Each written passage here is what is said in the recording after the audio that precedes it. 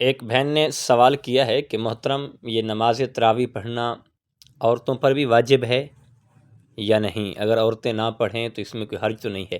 اس بارے شرعی حکم کے مطابق رہنمائی فرما دیں۔ جی السلام علیکم ورحمۃ اللہ وبرکاتہ۔ بہن نے بہت اچھا اور اعلیٰ سوال کیا ہے۔ ایسے مسائل سے ہمیں آگاہ ہونا چاہیے۔ بہت سی خواتین حضرات ایسی ہیں جن کو ایسے مسائل کا علم نہیں ہے، وہ پھر بڑی پریشان ہوتی ہیں، اور بہت سے لوگوں کو بھی ایسے مسائل کا علم نہیں ہے۔ تو ایسے مسائل ہمیں سیکھنے چاہیے اور ایسے مسئلے کمنٹس کر کے ہمیں پوچھنے چاہیے تاکہ ہمیں اس مسائل سے آگاہ ہو سکیں۔ دیکھیں، سب سے پہلے بات تو یہ ہے کہ آپ کے سوال کی طرف آتے ہیں۔ جو یہ نماز تراویح ہے یہ واجب نہ ہی مرد کے لیے ہے اور نہ ہی خواتین کے لیے ہے، اور یہ جو ہے نماز تراویح جو ہے یہ سنت ہے، اور یہ سنت غیر مؤکدہ نہیں ہے، یہ سنت مؤکدہ ہے۔ اور کریم آقا علیہ الصلاۃ والسلام نے نماز تراویح جو پڑھی ہے یہ سنت مؤکدہ ہے، ہم اسے ترک نہیں کر سکتے، چھوڑ نہیں سکتے۔ اور ہاں، جیسے عشاء کی سنتے ہیں یہ غیر مؤکدہ ہم چھوڑ دیتے ہیں، اکثریہ چھوڑ دیتے ہیں، تو اسی طرح یہ ہم چھوڑ نہیں سکتے، اس لیے یہ سنت مؤکدہ ہے نماز تراویح۔ اس اہتمام کرنا چاہیے اور اس کو پڑھنا چاہیے۔ یہ مرد حضرات کے لیے بھی ہے اور خواتین حضرات کے لیے بھی ہے۔ اور اب خواتین حضرات جو ہیں اگر گھر میں اہتمام کرتی ہیں تو قرآن پاک مکمل حفظ کیا ہوا ہے تو یہ بہت اچھی بات ہے کہ 20 رکعتیں پڑھیں ڈیلی، اور سوا سپارہ جیسے معمول میں پڑھا جاتا ہے اگر پڑھیں تو قرآن پاک ختم ہو جائے گا۔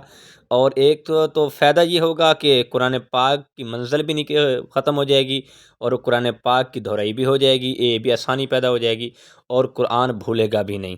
اور دوسری بات، اگر قرآن پاک مکمل یاد نہیں ہے، چند رکوع یاد ہیں یا چند صورتیں یاد ہیں تو وہ بھی پڑھ سکتی ہیں، اس میں بھی کوئی حرج نہیں ہے۔ لیکن نماز تراویح یہ تر نہیں کرنی، چھوڑنی نہیں، اس کو پڑھنا ہے، یہ سنت مؤکدہ ہے۔ اور یہ رمضان المبارک میں یہ تو رب کی رحمت کو لوٹنے کا موقع ہے، رب کی رحمت سے فائدہ اٹھانے کا موقع ہے۔ رمضان المبارک میں اب اتنا اجر ملتا ہے، اتنا ثواب ملتا ہے، تو ہم کیوں چھوڑیں؟ یہ زندگی میں اگر ہمیں موقع ملا، چانس ملا ہے یہ پڑھنے کا اور عبادت کرنے کا تو ہم پڑھیں۔ دیکھیں، سارا سال ہم کھاتے بھی ہیں، ہم ساری چیزیں برداشت کرتے ہیں، لیکن اس ماہ میں اگر ہم رمضان المبارک میں رمضان کے روزے بھی رکھیں اور تراویح بھی پڑھیں تو یہ اللہ پاک ہمیں اس کا اجر عطا فرمائے گا۔ اور اسی لیے رب ذوالجلال نے فرمایا کہ نماز کی ڈپٹی بھی میں نے فرشتوں کے ذمہ لگا دی ہے، اور حج، زکوٰۃ، ہر چیز کا ثواب میں نے فرشتوں کے ذمہ لگا دیا ہے، لیکن یہ رمضان المبارک جو ہے یہ رمضان المبارک جو ہے یہ وہ برکت والا مہینہ ہے، یہ روزہ ایسی برکت ہے جس کے بارے میں رب ذوالجلال نے فرمایا کہ میں نے نماز کا ثواب بھی فرشتوں کے ذمہ لگا دیا ہے، اور زکوٰۃ، حج، سب چیز کا ثواب جو ہے میں نے فرشتوں کے ذمہ لگا دیا ہے، لیکن یہ روزہ میرا ہے، اس کا ثواب میں نے کسی کے ذمہ نہیں لگایا، کسی کی ڈپٹی نہیں لگائی، یہ روزہ میرا ہے اور انسان میرے لیے رکھتا ہے تو اس کا اجر اور ثواب میں خود خدا عطا کروں گا۔ یارو، کتنی خوش نصیبی ہے ہمارے لیے، رب ذوالجلال جس کا اجر ہمیں خود عطا فرماتا ہے، خود ثواب عطا فرماتا ہے، تو یہ ہمیں رمضان المبارک میں روزہ بھی رکھنا چاہیے۔ یہ دیکھیں، روزہ فقط بھوک کا نام نہیں ہے، روزہ زبان کا بھی روزہ ہو، آنکھوں کا بھی روزہ ہو تو پھر یہ مزہ ہے، عبادت کا لطف آتا ہے، سکون آتا ہے۔